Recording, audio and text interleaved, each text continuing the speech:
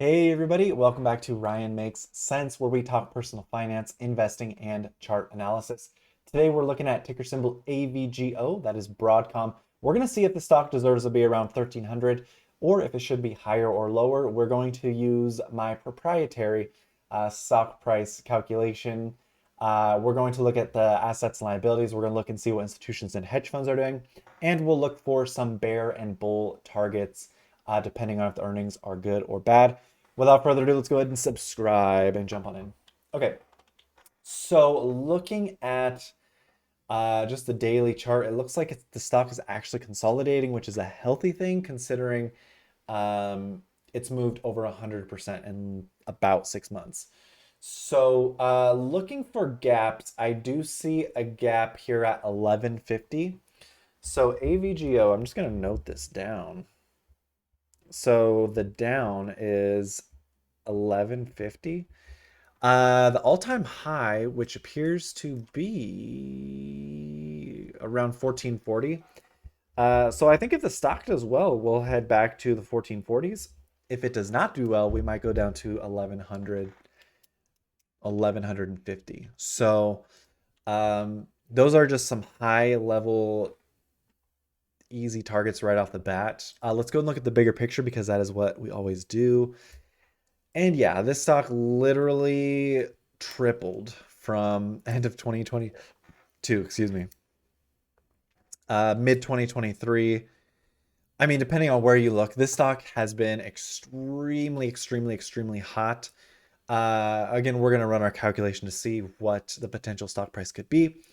We're going to go down and look at some indicators really quick. The RSI is really freaking hot. It's at 81 on the monthly. On the freaking monthly.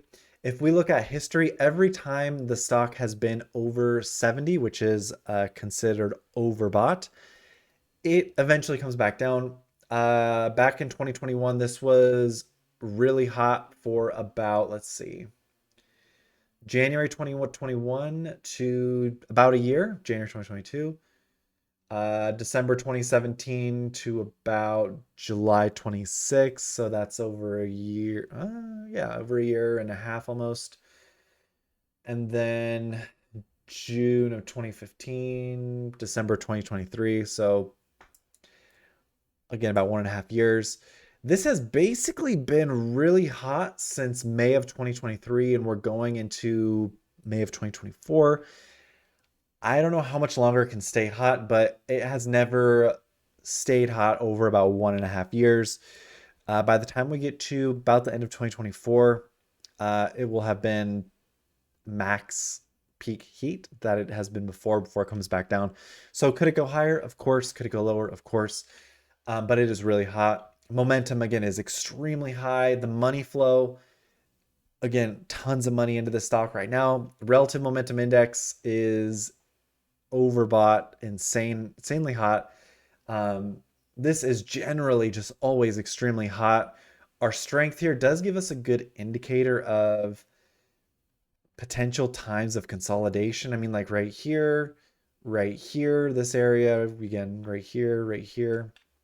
So again, the consolidation is usually less than a year, less than a year, less than a year. So yeah, this is just one of those very insanely popular stocks. I do have some exposure to it. It is in the S&P 500. Just really quickly coming down here, sales. This is billions. This is absolutely beautiful. EPS. Oh my God, it like 6x since 2020. Let's run my calculation to see what this stock could be. Gross margin 62%. That is indicative of a high growth stock. Very profitable, just absolutely beautiful stock. I mean, gosh, quick ratios over 1.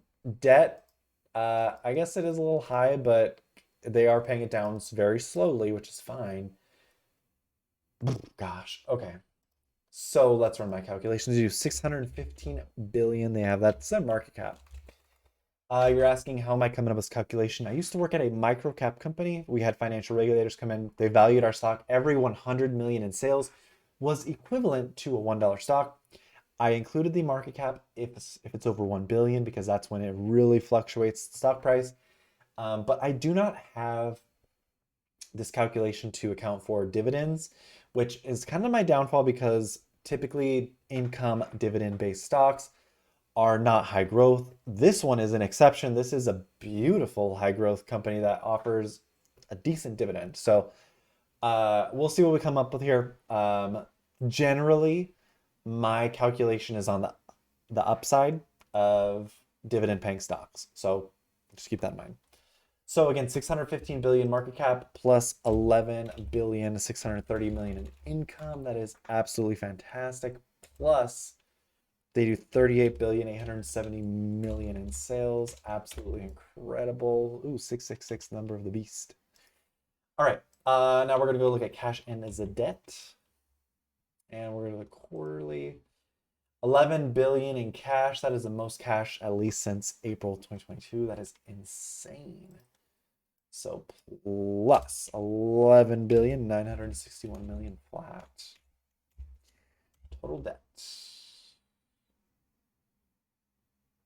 And I just added revenue. So I need to remove revenue, which is remove this 11 billion 961 million.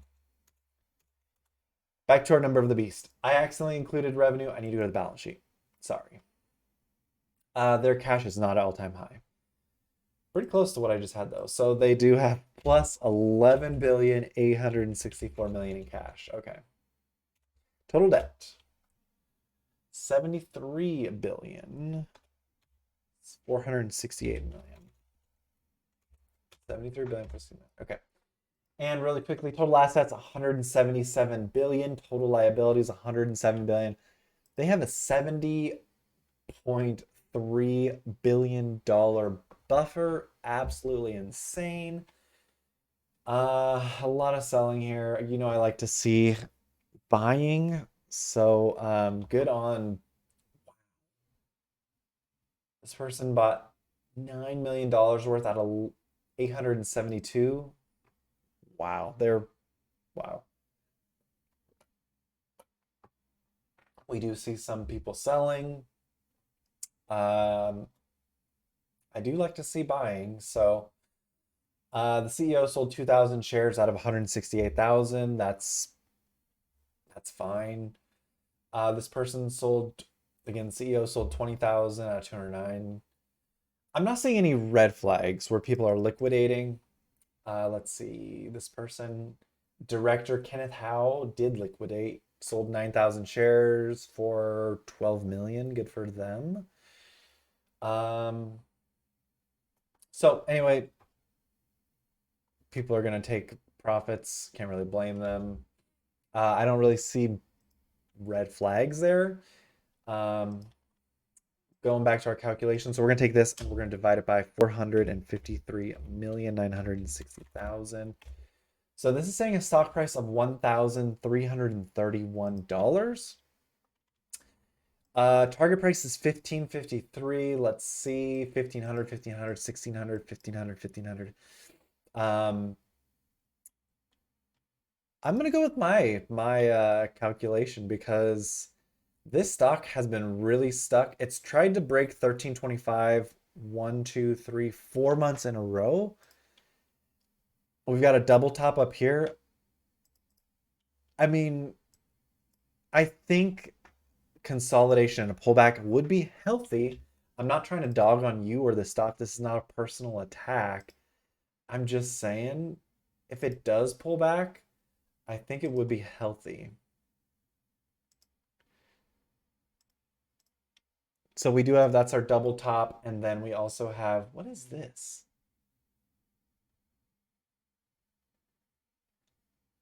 I don't know what that is. Okay. And then we also have big resistance right here. So again, this 1330 area is literally 1331 right here. What are institutions and hedge funds doing? I'm so glad you asked.